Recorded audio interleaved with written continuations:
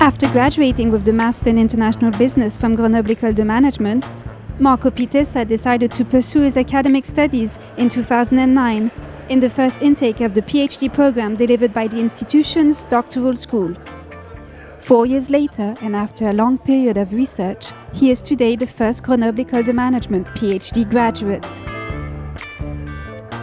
It was a tremendously useful experience in that sense. So at Grenoble École de Management, the PhD program, it offers more than 300 hours of various methodological and specific topic-related courses, which was really an eye-opener for me, coming from a background that is much less precise, much less exact, which is a philosophical background.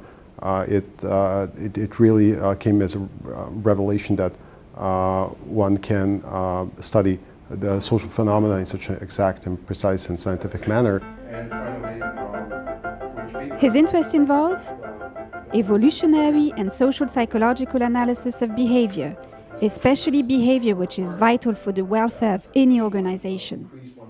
Whether it be about ethics or trust, what conditions bring about the best behaviors and by consequence lead to a more productive and prosperous organization? Among the behaviors that we looked at is, for example, behaviors concerning morality and ethical standards. So we looked at whether people, when and in which cases and who is willing to transgress the norms of appropriate behavior and engage in various kinds of unethical behaviors at the workplace.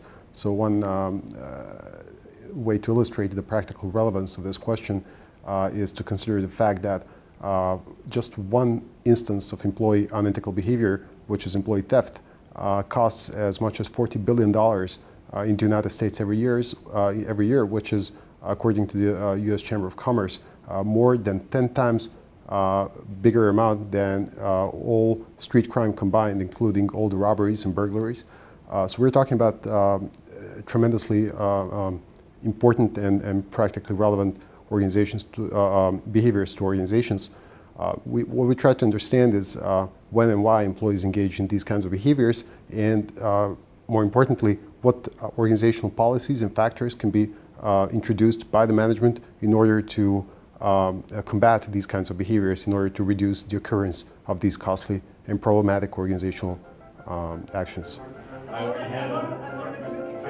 Marko is an author of several publications. His research has been published in such journals as the Academy of Management Journal, the Journal of Applied Psychology, as well as Psychological Science.